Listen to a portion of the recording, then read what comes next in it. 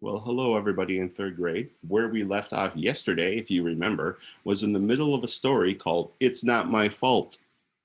Um, and I didn't want to say this yesterday, but there was a little bit of a wordplay here. Fault means two things in this story. A fault is the lines in an earth where an earthquake happens. Earthquakes happen when two pieces of land start rubbing against each other like this and everything shakes. But it also is, it's not my fault. Like, I didn't do it. Well, she didn't do what? Let's find out, okay? And we're also going to be paying a little bit of attention to some of the pictures in our head, some of the images that we made, and what words helped us make those images, okay? So let's get started on page 240, actually, from our story.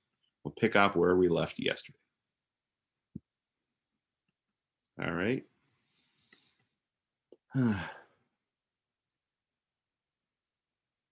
We've been studying earthquakes for 2 weeks now, said Mrs. Lee after recess.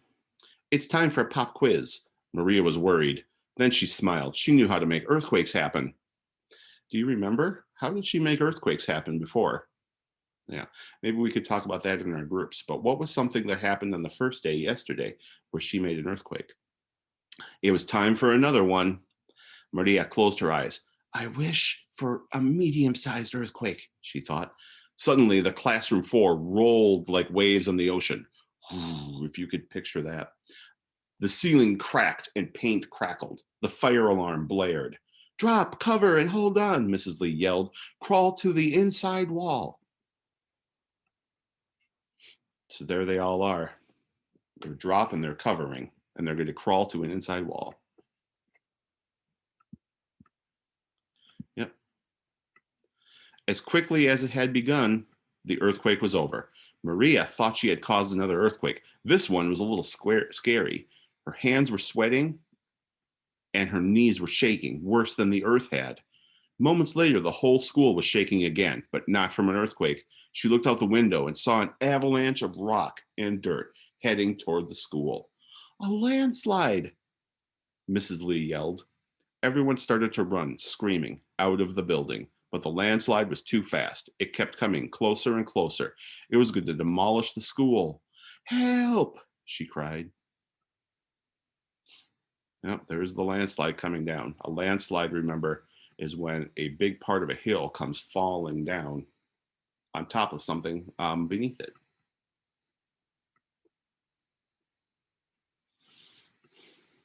All right. Maria, said Mrs. Lee, shaking her shoulder. Maria, wake up. You dozed off. I guess earthquakes aren't exciting enough for you? Maria shook her head and opened her eyes. She was back in her classroom. Oh, Mrs. Lee, she said, we had 3 earthquakes. I made them happen. And then the earthquakes caused the landslide. We were all about to be crushed. I think you just had a bad dream during your little nap, Mrs. Lee said. Earthquakes are very dangerous. That's why we spend so much time learning about them. I know that now, Maria sighed, and I'm glad they're not my fault. Earthquakes are a nightmare. Just as soon as the words were out of Maria's mouth, the earth began to shake. So that was kind of a fun story. Um, she dreamed most of this. She dreamed most of the things that were happening here, and she dreamed causing the earthquake so that she could win the soccer game during recess that we read about yesterday. But then there was a real earthquake. And I wanted to show this part of the story here. I thought there was a really good piece of visualizing here. Here are the words that helped me picture what it was like when the earthquake started, what it looked like, and also a little bit what it sounded like. Okay, down here on the bottom of page 240, suddenly the classroom floor rolled like waves on the ocean. So I'm picturing, if you've ever seen what waves look like on the ocean, they go up and they go down like that. That's what the floor looked like this time. Suddenly, the classroom floor looked like waves on the ocean, just like that. The ceiling cracked and the paint crackled. The fire alarm blared.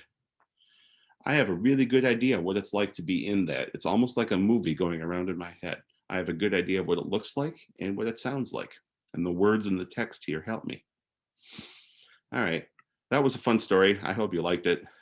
A little bit of a fun adventure story that ended up not being so scary because it was just a dream.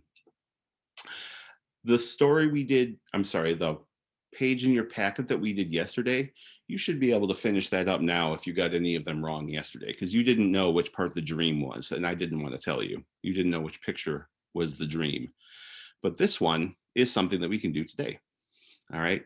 What genre is it? Is it fiction, nonfiction, or poetry? And what type of fiction?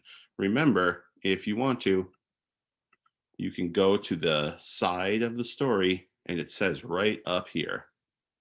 All right. So, what type of fiction is it? And you'll write that here. Is Maria actually telling you the story? Does it say, I had a bad dream? I made the earthquakes happen. I was the one who's getting bored of earthquakes. Then that's first person. It says I, me, we. If somebody else is telling a story about Maria, that is third person. All right. Multiple meaning words are words that have two meanings. They can be one word and they're spelled the same and it's in the dictionary one time, but they have two meanings. A good one that's not in your packet here is fire.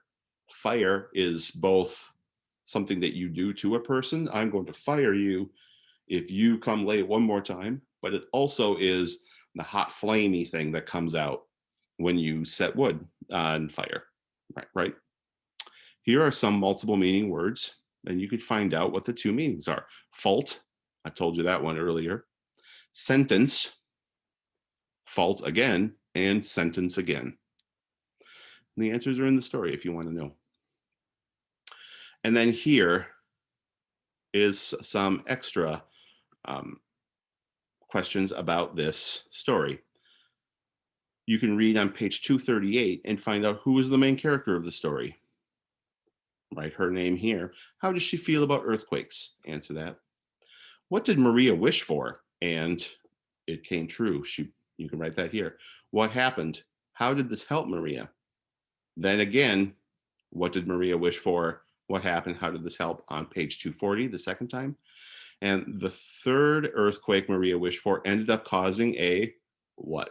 Finally, on the last page, what does Maria realize about earthquakes that she caused? So go ahead and give this a shot. As always, you can um, ask the teacher if you're confused about any of them, but try and answer them. This is a good way of getting good practice. And then we will start a new unit, a new theme on Tuesday. Bye, everybody. Have a good day.